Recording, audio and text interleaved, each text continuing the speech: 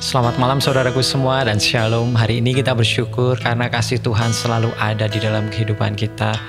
Penyertaan Tuhan yang tidak pernah habis-habisnya selalu Tuhan berikan kepada kita. Mari saat ini kita mau datang untuk menghadap kepada Tuhan. Katakan, Tuhan, aku ingin menyenangkan-Mu Tuhan di dalam setiap kehidupan kami. Karena itulah tujuan hidup kami, Tuhan. Karena itulah yang kami inginkan saat kami masih hidup di dalam dunia ini. Terima kasih Bapa, terima kasih Yesus. Tuhan, ku mau menyenangkan-Mu. Tuhan, bentuklah hati ini jadi bejana untuk hormat-Mu, cemerlang bagai emas murni. Tuhan, ku serahkan hatiku, semua ku berikan padamu. Kuduskan hingga tulus selalu, agar aku menyenangkan-Mu, menyenangkan-Mu, senangkan-Mu. Hanya itu kerinduanku, menyenangkan-Mu, senangkan hati-Mu.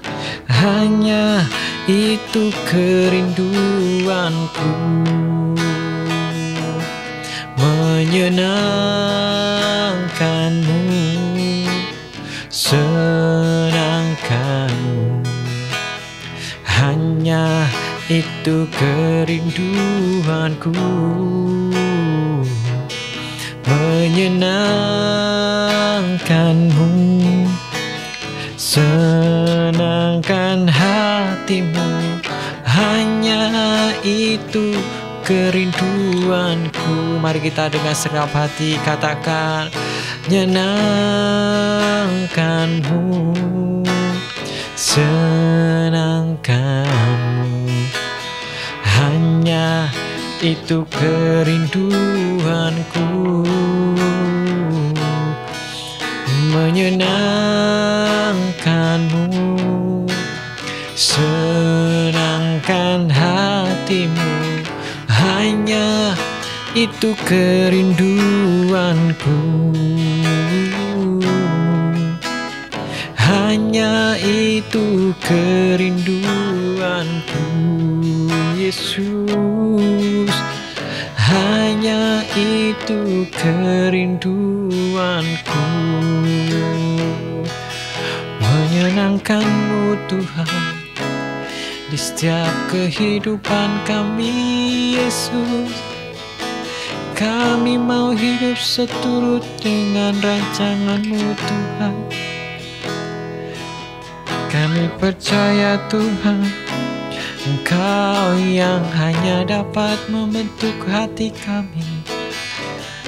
Hanya Kau yang dapat menjadikan kami bejana yang indah untuk kemuliaan nama-Mu Yesus.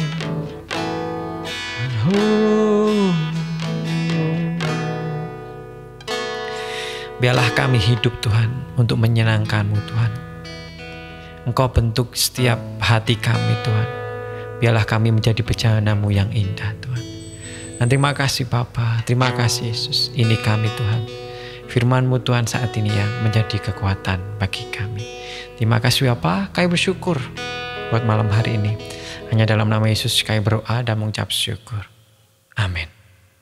Shalom saudaraku semua dan selamat malam. Hari ini kita dipertemukan lagi di dalam Mesbah Keluarga dan kita bersyukur kita masih terus diberikan kesempatan untuk selalu memperbaiki kehidupan kita.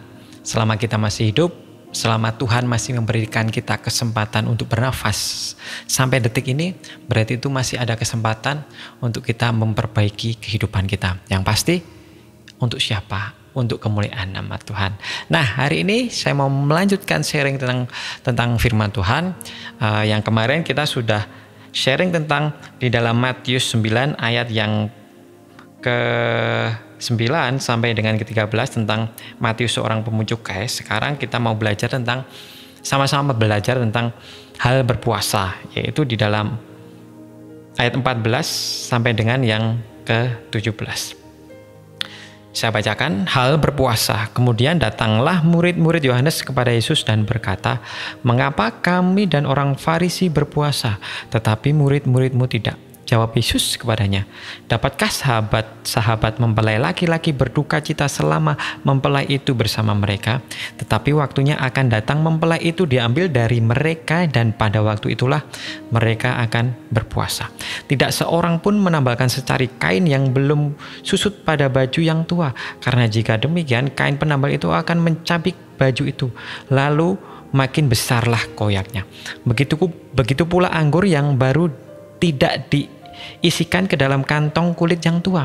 Karena jika demikian kantong itu akan koyak sehingga anggur itu terbuang dan kantong itu pun hancur. Tetapi anggur yang baru disimpan orang dalam kantong yang baru pula. Dan dengan demikian terperiharalah keduanya." Amin. Nah, kita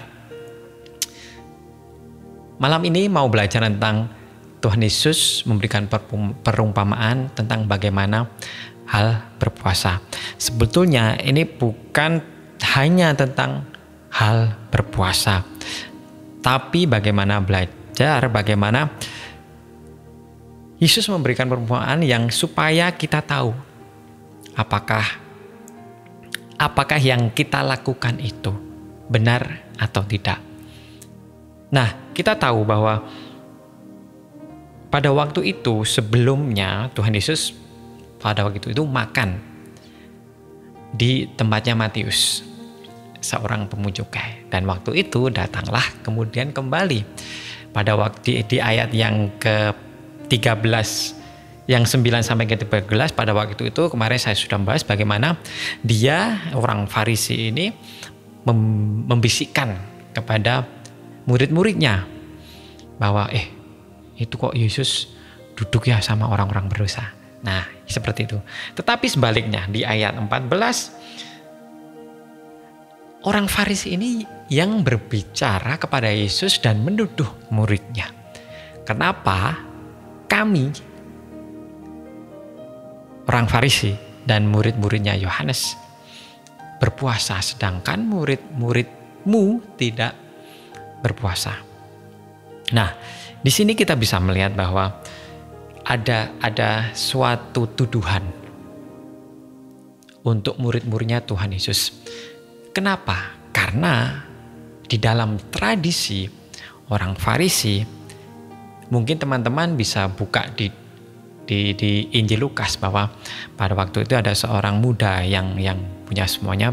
Mereka mengatakan bahwa aku seminggu 2 kali berpuasa, dan itu memang tradisi atau adat orang Farisi, orang Yahudi pada waktu itu.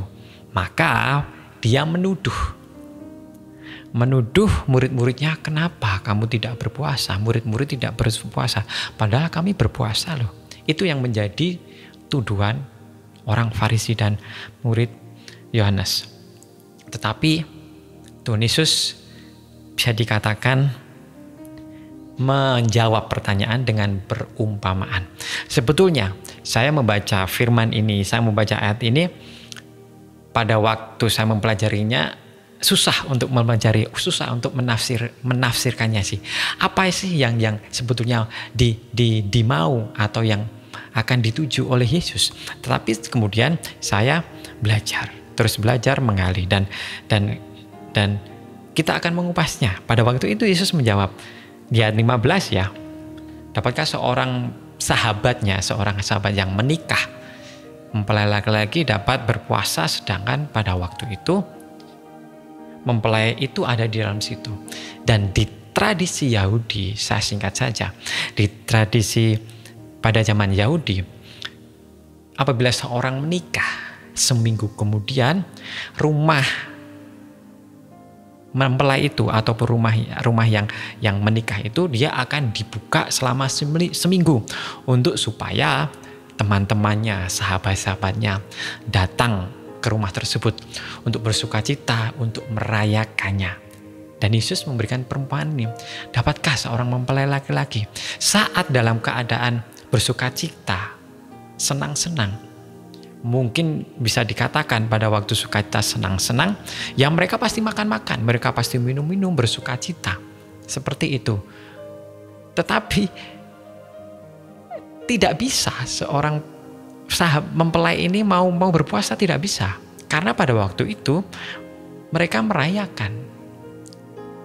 Nah, kita bisa lihat bahwa sebetulnya di dalam berpuasa Tuhan memberikan perumpamaan, bukan karena berpuasa karena kondisi, bukan karena berpuasa, bukan karena sesuatu hal yang diartikan di sini. Kita bisa tahu bahwa di dalam berpuasa, di dalam kondisi sukacita terus kita tidak bisa seperti itu. Di saat dalam kondisi bersukacita, di dalam kondisi saat mungkin mempelai itu ada bersenang-senang, kita tidak bisa melakukan puasa. Mungkin seperti itu yang akan dimaui Tuhan Yesus. Dan juga tidak seorang pun Yesus ini memberikan perumpamaan tentang kain, dan kain yang baru ditambal dengan kain yang lama, terus tempat anggur yang lama dikasih tempat anggur yang lama diberikan anggur yang baru, itu akan merobeknya. Nah, semua ini sebetulnya cuman bagaimana seorang Farisi, seorang yang hanya mementingkan tradisi dan adat istiadat, tidak tahu bahwa kebenaran itu harus dilakukan. Karena apa? Karena seorang Farisi tidak mau menerima hal-hal yang baru. Yesus adalah pemikiran-pemikiran yang baru, yang sesuai dengan firman Tuhan, sesuai dengan apa yang dikehendaki Allah. Tetapi orang Farisi memiliki kekolotan, memiliki bisa dikatakan tegar tengkuk, ya seperti orang Israel. Dari zaman dahulu sampai zamannya Tuhan Yesus tegar tengkuk. Maka dari itu dia hanya mementingkan peraturan-peraturan, mementingkan tradisi-tradisi. Tetapi dengan adanya Yesus, apa yang Yesus firmankan, apa yang Yesus ajarkan, mendobrak semuanya itu dan memberikan hal yang baru yang sesuai dengan kebenaran firman Tuhan, yang sesuai dengan apa yang Allah inginkan di dalam kehidupan manusia.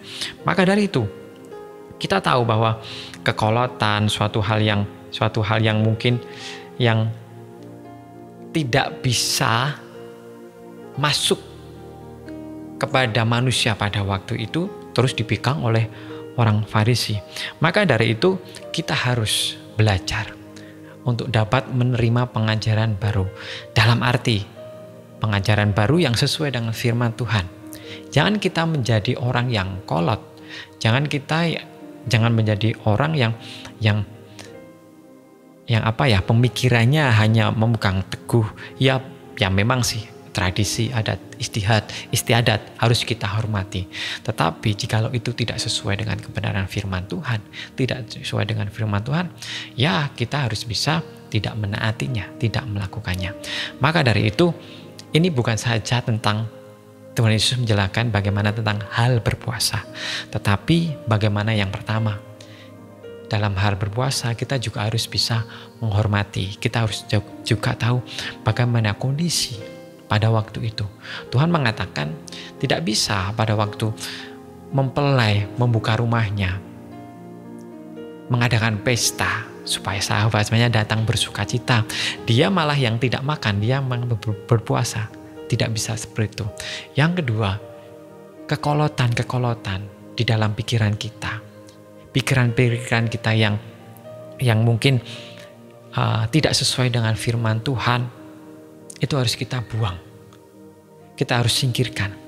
Kita mau taruh pikiran Kristus ada di dalam pikiran kita. Supaya kita connect dengan Yesus Kristus.